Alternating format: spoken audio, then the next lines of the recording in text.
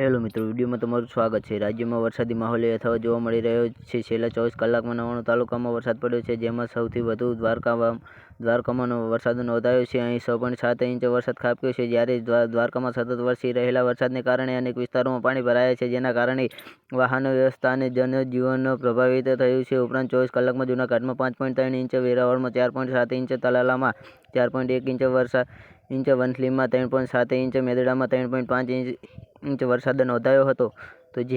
તો જી હા મિત્રો, બીજી બાજુ આજે રવિવારે સાંજે 10 વાગ્યા સુધીની વરસાદની આગાહી સામે આવી છે, જેમાં સાંજે 10 વાગ્યા સુધી 18 જિલ્લાઓમાં ઓરેન્જ એલર્ટ છે। પૂર્વ ગુજરાત અને દક્ષિણ ગુજરાતના મહારાષ્ટ્ર પ્રદેશની સરહદ પરના જિલ્લામાં સાંજે 10 વાગ્યા સુધીમાં અતિ ભારે વરસાદ થઈ શકે છે।